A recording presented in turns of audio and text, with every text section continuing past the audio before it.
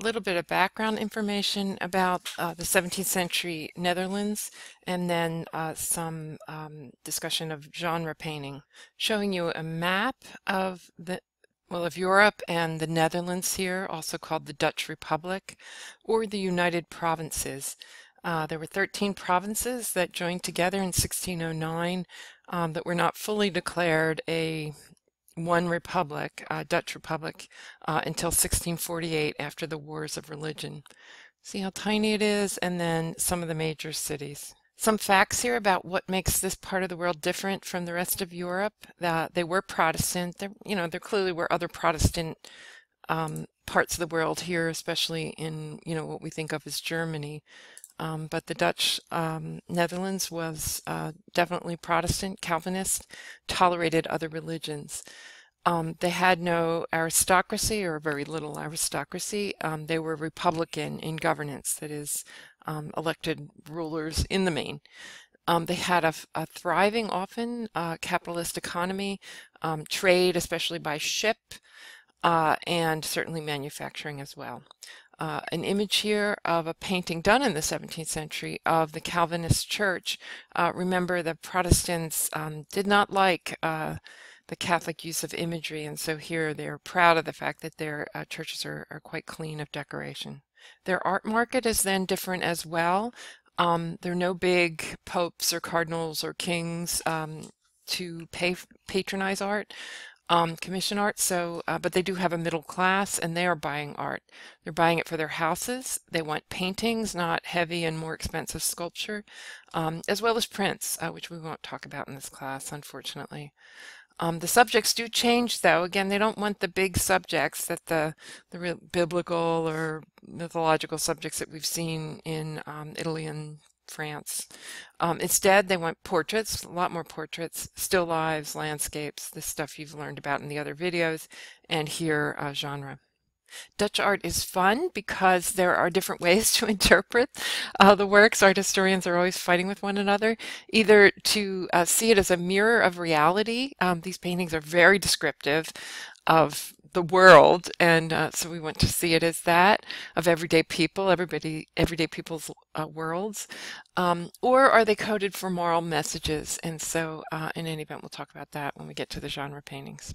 So here I'm showing you a still life. Again, you've already done a little video on still lives. It's a certain kind of still life, a flower painting done by a woman. I just wanted to say that there are two ways of finding meaning in these paintings. One, and both are useful. Again, art historians are split on this. One way is to, go to each individual object and find its individual meaning. Usually, it refers to some abstract quality, like the iris here refers to sorrow, the sorrow of Mary over Christ's death. The rose, red rose, of course, of love. The grasshopper of conversion from pagan to Christianity. Or another way to find meaning in this painting is just to look at the entirety, look at it in terms of a 17th century Dutch context. And know some historical facts, for example, that wealth was needed to acquire these flowers, that there was, bankruptcy is spelled wrong there, that there were markets, financial markets that bet on the value of flowers, and they often caused bankruptcy. And then generally the fact that flowers are a commodity that die quickly.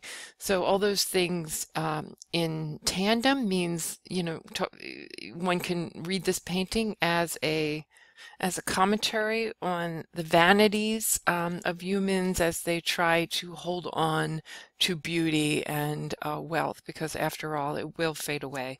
This is called a vanitas painting, in case you've heard that term before. You can then go ahead and read landscapes or, seascapes in the same way.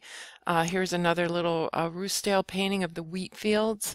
Again, if you look at all, and I'm not going to distinguish between the two methods of finding meaning, rather I'm just going to go ahead and talk about meaning. Wheat fields here, clearly man's industry, although man is not there. A very gnarled and broken path on which there is a broken family, a mother and child and a man. They're headed towards a built world, although it's kind of obscure. Clearly, their path has been hard and divided. And they make this path under a very changeable sky, which again, it creates shadows through which they'll have to pass, and lit portions through which they are passing. And then in the distance, always that the ships, suggesting again the trade that takes men away from families.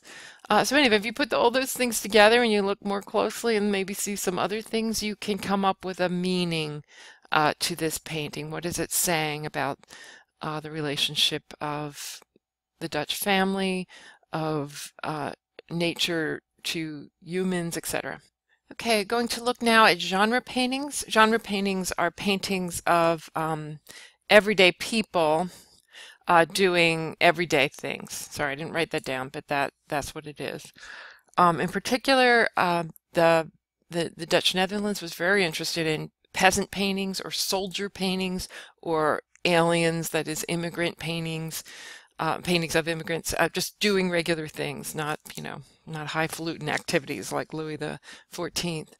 And particularly women doing things. Now, was a lot of social anxiety about all of these groups in this new society. Again, it's a capitalist society, very tolerant, and so therefore you have a lot of paintings of these types of people. I've got 5 paintings to show you of women, so I'm just going to target women in this class, artist, title, etc.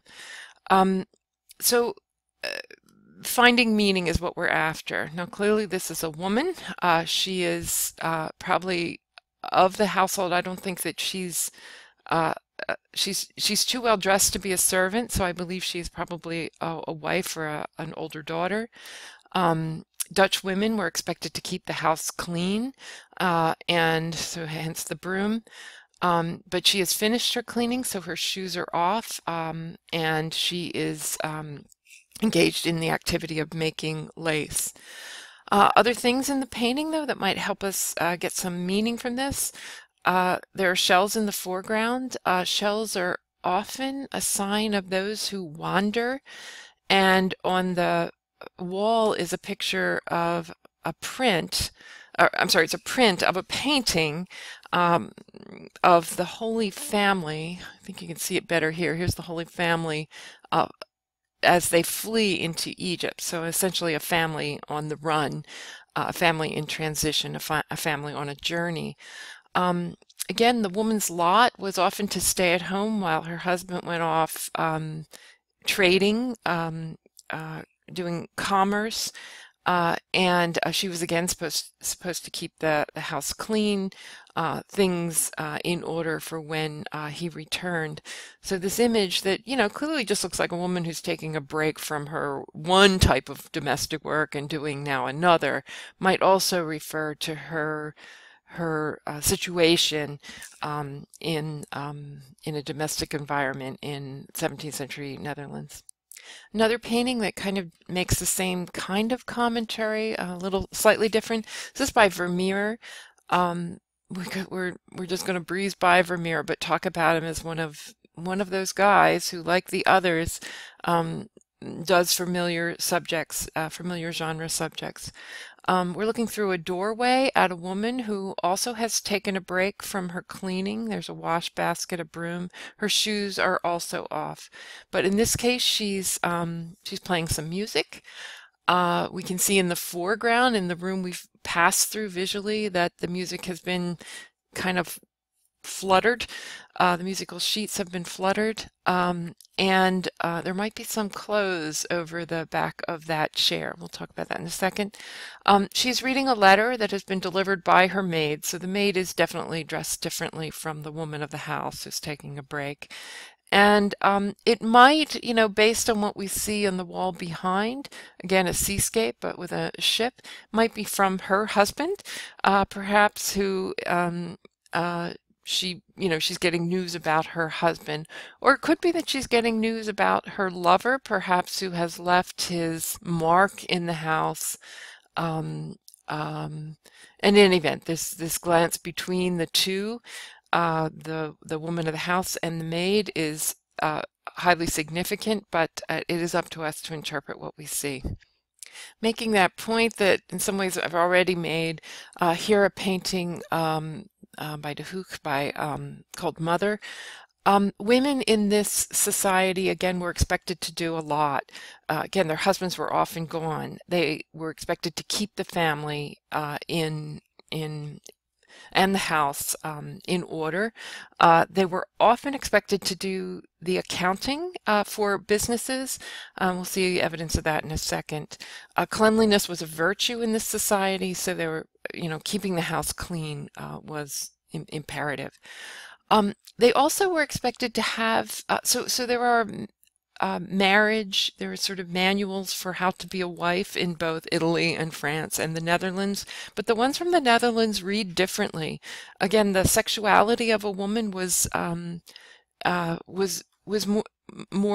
expressed more in the Catholic lands. For example, marriage and sex, the Sex Act was to produce children only.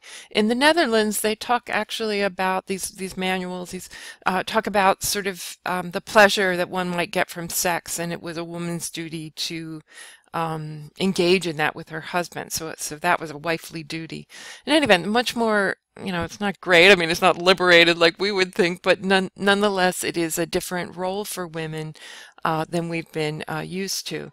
So anyway, celebrated here in the Dutch Republic. Obviously, a woman's maternal role is also stressed. So here we have a woman sitting in a very clean room. Again, evidence that maybe her husband is off doing other things. She's taking care of one child who is looking at the outside world because she will have a role in that outside world at one point, and tending to a child whom she has just breastfed. Another painting that kind of plays with this idea of woman's role in Netherlandish society and their sexuality in particular. This is a lovesick painting, a painting of a lovesick girl. Here again, a girl of a wealthy family. She's being attended to by a doctor. She clearly has read a letter. Perhaps she has been abandoned by a lover. At least that's what I'm going to pitch at this point. We know that because, again, she looks quite sick. There's evidence around that she is suffering from what is called the wandering womb syndrome, from what the 19th century might call hysteria, and that these things are medical, were used in medicine to sort of keep the womb from wandering. Yes, indeed, they would put both of these things under the skirt. More detail there, not forthcoming. But in any event, somehow to tamp down this woman's hysteria over losing a lover. How do we know it might be a lover? Again, we see a gentleman in the corner. We see Cupid up here. We see some evidence of mythical lovers up at top. So in any event, this is how you interpret Dutch painting. Last but not least, again, women's roles were not just as mothers and as lovers, but again, keeping the commerce going, helping with the commercial activities of the Netherlands. We can interpret this again. It's a window in which a shop behind, the street in front. Clearly, these mother and child are selling, dead animals. Fowl and fish. We can look at it just as that, or we can see some other things going on. Caged birds were always suggestions of sexuality, virginity kept, virginity released, dead fowl for the spent sex act, kind of. You figure that one out. Rabbits also for increased sexuality, and we use that term even today to HUMP, like bunnies. And at the bottom, again, this bacchanal scene with little cupids. So you put that all together, and again, this is just an activity that women would engage in, but it is fraught with certain kinds of dangers. And this is how you read Dutch paintings messaging.